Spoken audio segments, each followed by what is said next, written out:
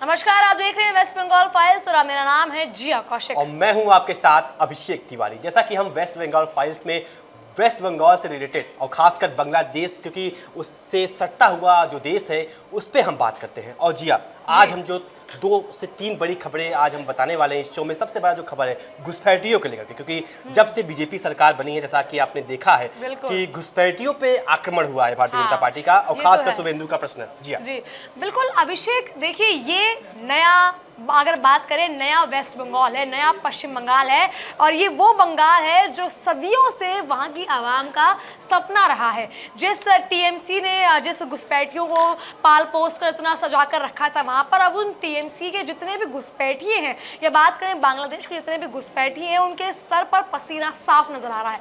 अभिषेक जी बिल्कुल, क्योंकि देखिए जब से पश्चिम बंगाल में भारतीय जनता पार्टी आई है जिया, और तब से देखिए उनकी जब फर्स्ट मीटिंग होती है, कैबिनेट मीटिंग होती है, तो वो सीधा बीएसएफ को लैंड देते हैं फॉर बॉर्डर फेंसिंग के लिए। उसके बाद जैसा कि हमने अपने दर्शकों को भी बताया था पिछले दिन कि वहाँ पे जिस तरीके से बॉर्डर पर क्लैश हुआ भारतीय जवानों के द्वारा, उधर जो बीजेपी के जवान थे उनके तू में हुआ, फिर वहाँ से पत्थरबाजी होती है बांग्लादेशियों के द्वारा हमारे बीएसएफ के जवानों पर। लेकिन कल की बात की जाए, आज की बात की जाए, बहुत ज़्यादा जिया भीड़ दिख रहा है बॉर्डर एरिया में।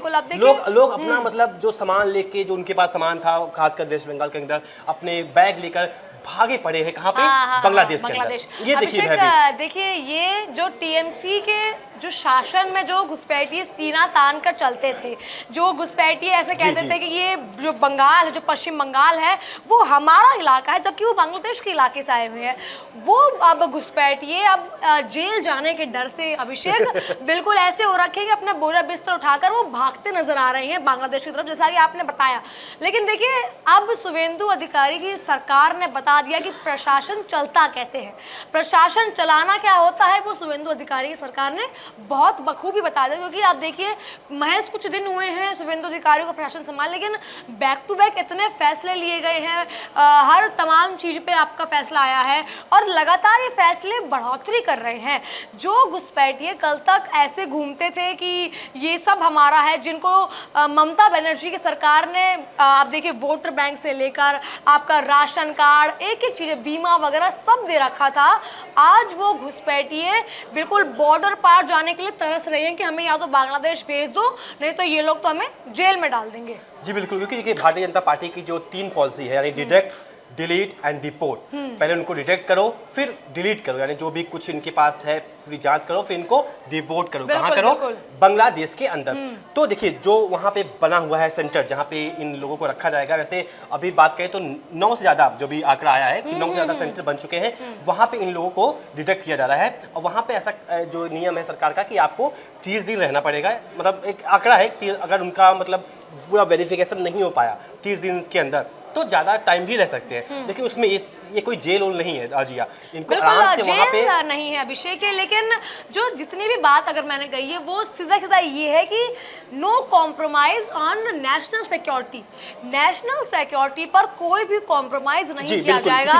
टीएमसी के शासन में जितना बंगाल का मिसयूज हुआ है, दुष्प्रभाव हुआ है बंगाल पर, जितना बांग्लादेश ने उसे खाया है, या टीएमसी और बांग्लादेश ने मिलकर जितना पश्चिम बंगाल को खाया है, वो शुभेंदु अधिकारी की जिस शासन में साफ साफ दिखा रहा है कि वो भी महज कुछ दिनों में। अभिषेक देखिए बांग्लादेश नहीं खाया, बांग्लादेशी वासी जो थे वो उन्होंने खाया, क्योंकि देखिए खासकर जो वेस्ट बंगाल के अंदर है, मैं टीएमसी नहीं कहूँगा जिया, क्योंकि देखिए ये आज से नहीं, मैं अपने इंडिया डेली का रिपोर्ट देख रहा था, जो वहाँ के संवाददाता थे जो वहाँ ग्राउंड रिपोर्ट दिखा रहे थे, जब वहाँ पे वो जाते हैं बॉर्डर एरिया में, जो लोग जा रहे हैं वो क्या कह रहे हैं कि हम यहाँ पे, जो मेरे पिताजी थे वो 9 साल के थे, हम तब से आए हैं। यानी उनके पिताजी आए थे एग्जाम्पल जैसे 1960-70 में, तो उस समय टीएमसी थी नहीं, टीएमसी तो अब आती है 2011 में। टीएमसी पहले जो सीपीआईएम थी, सीपीएम थी, क्योंकि देखिए बीजेपी तो पहली बार सत्ता में काबिज होती है, इससे पहले जो गवर्नमेंट की सरकारें थी वो खासकर इनको शरण देती आई है। लेकिन एक चीज मैं अपनी बोलना चाहूंगा, जिस तरीके से अमित शाह, चाहे वो प्रधानमंत्री नरेंद्र मोदी हो, चाहे वो मुख्यमंत्री शुभेंदु अधिकारी,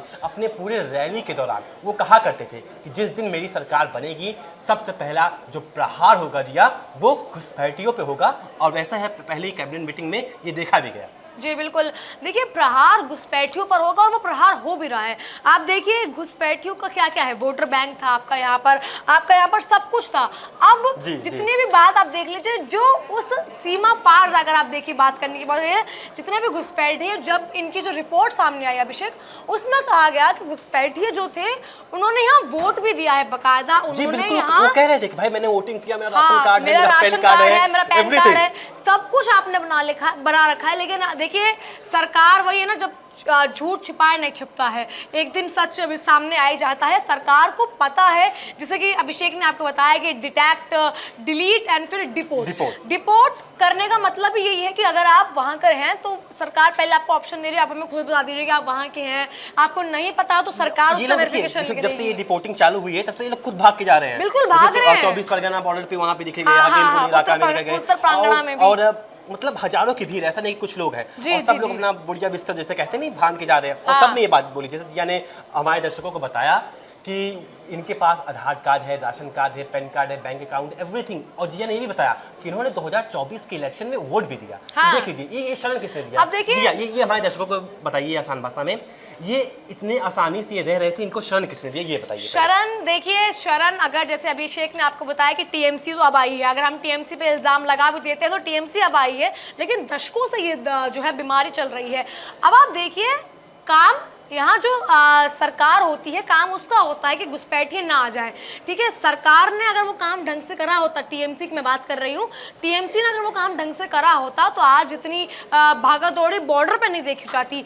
लेकिन बॉर्डर पर इतनी भागा दौड़ी है अभिषेक, तो ये सब देखने वाली बात है। अब देखिए ममता बनर्जी की मैं बात कर लूँ, ममता बनर्जी उनका वोटर कार्ड बनवा रही है, राशन कार्ड बनवा रही है, ऐसा यार ममता बनर्जी क्यों नहीं करवाने दे रही थी बंगाल के अंदर? भाई उनके जो वोट बैंक थे वो चले जाएंगे। हाँ बिल्कुल। आप देखिए एक झटके में ममता बनर्जी का पूरा टीएमसी का वोट बैंक साफ हो गया है। जो घुसपैठिए, बिल्कुल एसआईआर के बाद जो घुसपैठिए उन्होंने बना रखे थे, अगर आपको जीतना था वहां की आवाम के साथ रह के जीतती।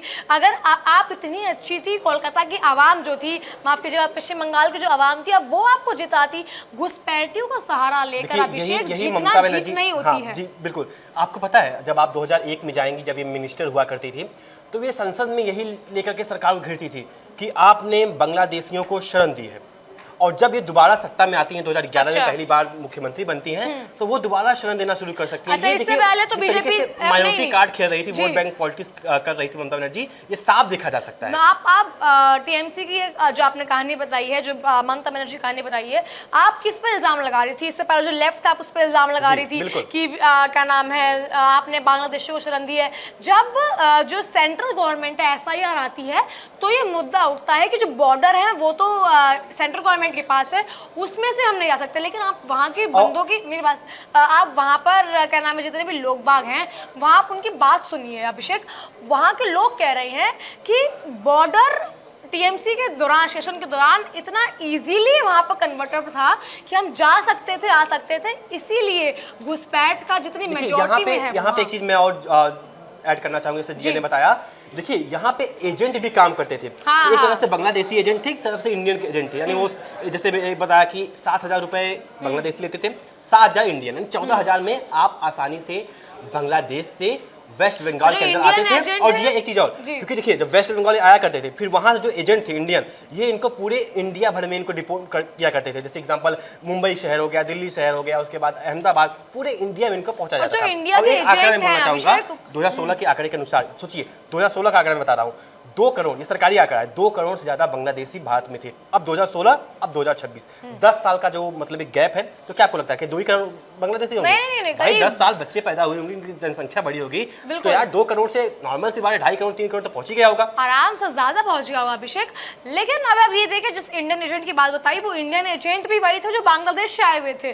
वो आते थे यहाँ अपना कारोबार जमाते थे और वहां से अपने जैसे और लोगों को लेकर आते थे। लेकिन अभिषेक, शुभेंदु अधिकारी की जो सरकार अब आई है, उसमें जब प्रधानमंत्री मोदी ने और जब अमित शाह ने कहा था कि हम आते ही घुसपैठियों को साफ करेंगे, तो सबसे ज्यादा घुसपैठिए जो थे उनके बिल्कुल जीना हराम हो गया जी। बिल्कुल। और ये डाटा के हिसाब से आंकड़े की बात की जाए, ये जमीनी हकीकत दिखती भी है। हाँ। क्योंकि पिछले 24 घंटे में 1000 से लेकर के 1200 जो नागरिक हैं वो जा चुके हैं कहाँ पे? अपने देश, अपने वतन बांग्लादेश। तो कुल भारत के मिलाकर अंदर, हाँ, क्योंकि आप यार भारत में रहोगे, भारत का संसाधन खा रहे हो आप। एक तो हमारे देश की आबादी वैसी 140 करोड़ है, हम दुनिया की सबसे बड़ी आबादी वाले देश है, हम आपको कहाँ रखेंगे जब हमारे पास चीज संसाधन जब हम अपने में नहीं दे पा रहे हैं, हमारे पास 140 करोड़ की आबादी है, हम आपको कहाँ से लाएंगे। तो ये आपको समझना होगा बांग्लादेशियों को, ये अभी समय बीत चुका है। भारतीय जनता पार्टी की शुभेंदु अधिकारी की सरकार है और शुभेंदु अधिकारी भारतीय जनता पार्टी के लिए सबसे पहले क्या है, नेशन फर्स्ट, और वो नेशनल सिक्योरिटी के साथ कोई भी मोल भाव नहीं करती जी। आप कुल मिलाकर देखिए बांग्लादेश में भी तो आप हिंदुओं को कैसे रख रहे हैं वो भी तो पूरी दुनिया देख रही है ना।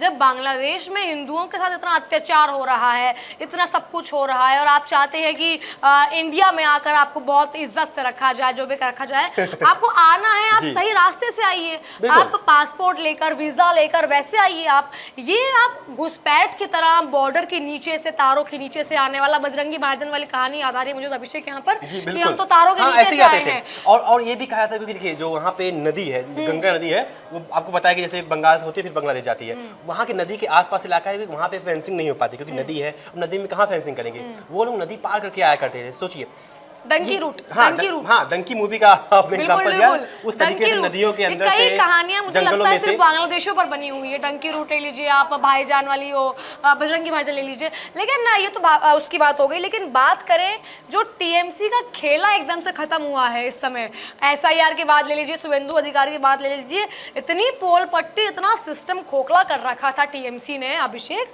इस कदर आप देखिए, चाहे आप घुसपैठ का मुद्दा ले लीजिए, आप वहाँ पर अक्सर हिंदू मुसलमान भी बहुत करवाया, बहुत ज्यादा। देखिए यहाँ से मैंने जो खासकर बंगालियों से बात किया, उन्होंने साफ कहा कि हम लोग यार त्रस्त हो गए थे, परेशान हो गए थे जिस तरीके से पश्चिम बंगाल में माइनॉरिटी कार्ड खेला जा रहा था। आप याद होगा आपको जब दुर्गा पूजा एक शायद एक मतलब कोई मुस्लिम फेस्टिवल साथ में पड़ गया था, तो उन्होंने बोला कि नहीं, आप दुर्गा पूजा में जो मूर्ति विसर्जन वो नहीं होगा, वो अगले दिन होगा, लेकिन ये त्यौहार मनेगा। सोचिए इस तरीके से माइनॉरिटी कार्ड यानी 20% के लिए सिर्फ पॉलिटिक्स होती है। देखिए मैं बताऊं आपको, शुभेंदु अधिकारी की जो शासन अब शुरू हुआ, जो प्रशासन अभी आए हैं वो, उसमें पहली बार ईद पड़ी है। आज जो है वो ईद है और वो 2 दिन मनाई जाएगी ईद, ऐसा कहीं कहीं है, ठीक है।